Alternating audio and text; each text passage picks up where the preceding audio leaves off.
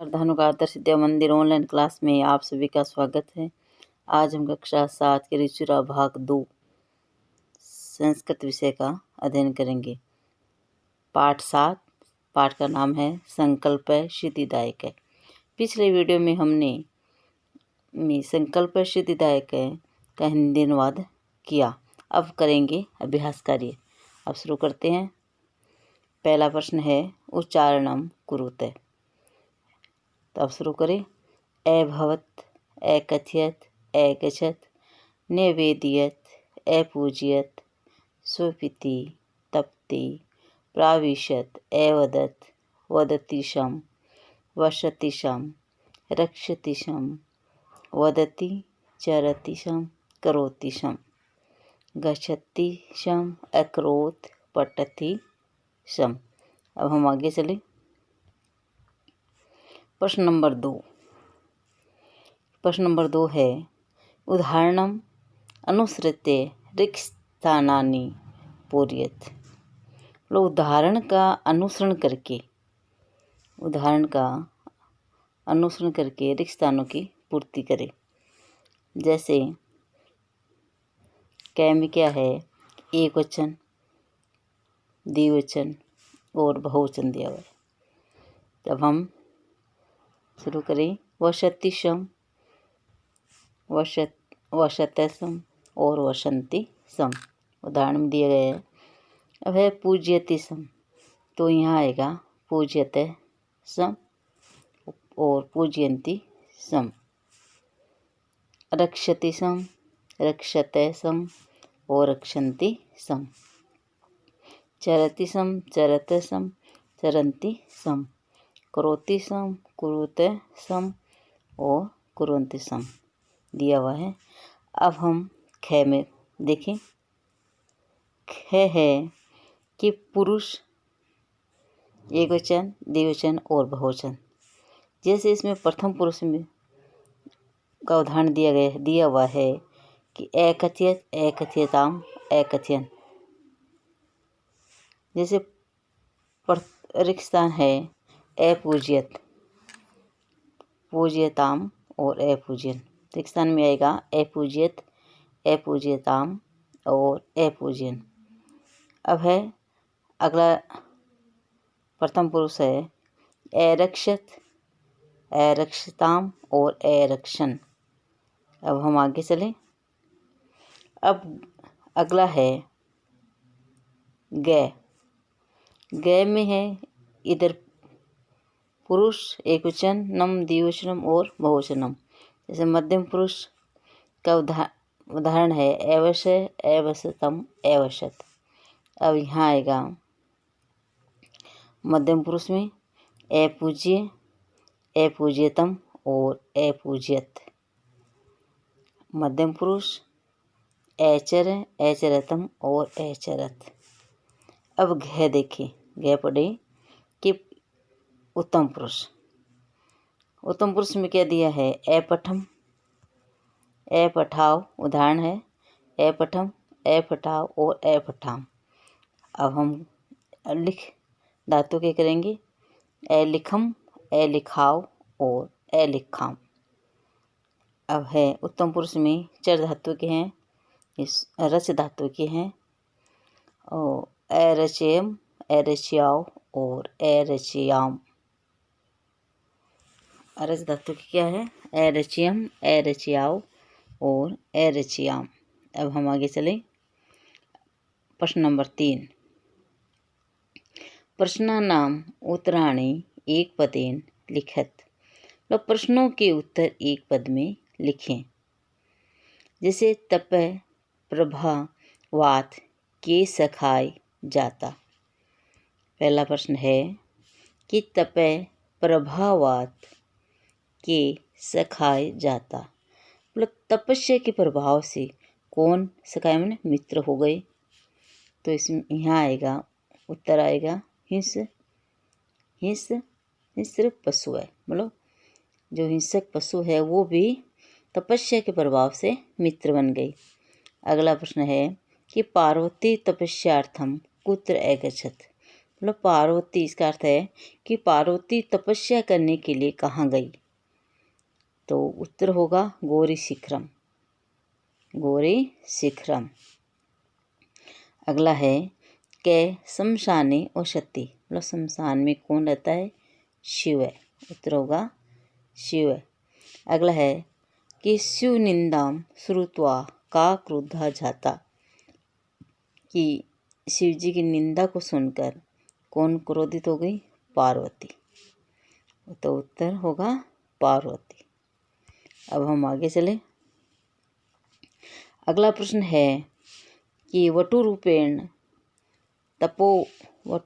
तपोवनम कै प्राविशत, मतलब ब्रह्मचारी वेश में तपोवन में कौन प्रवेश करता है? शिव। तो इसका उत्तर होगा शिव है, कि ब्रह्मचारी रूप में तपोवन में कौन प्रवेश करता है? शिव है। अब हम आगे चले। अगला प्रश्न है कि प्रश्न नंबर 4 कि कै का एकम काम प्रतिकथ्य थी, कौन किसको कहता है? इसके बारे में है, मतलब कै का मतलब कौन, कम का मतलब किसको कहता है या किसके लिए कहता है।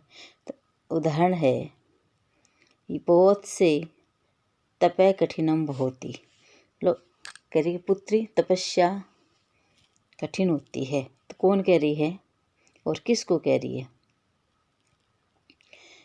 तो इसमें है माता कह रही है, और किसके लिए? पार्वती, तो ये माता पार्वती, तो पार्वती को कह रही है।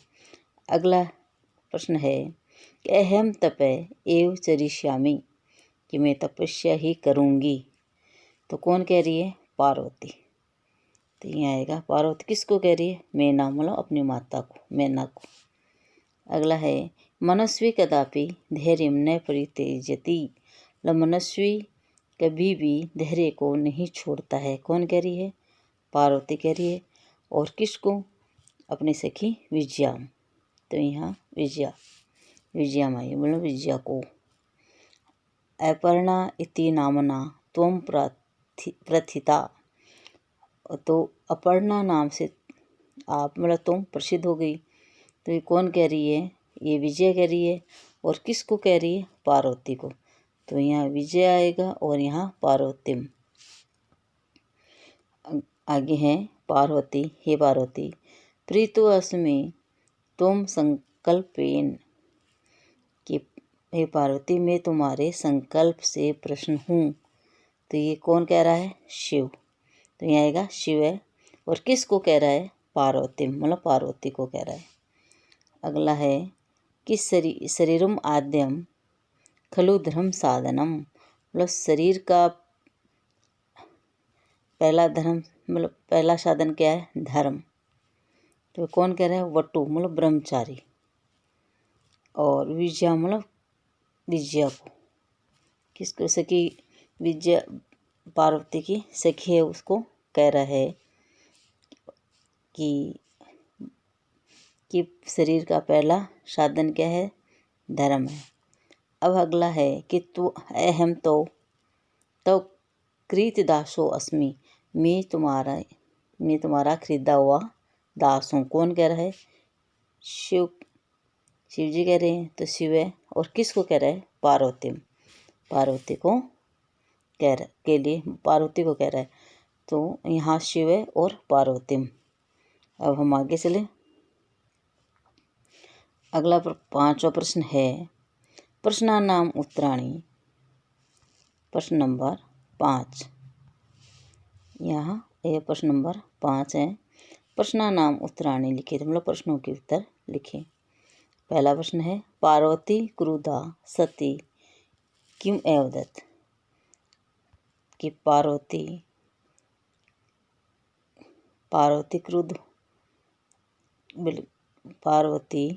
क्रुद्ध क्यों हो गई,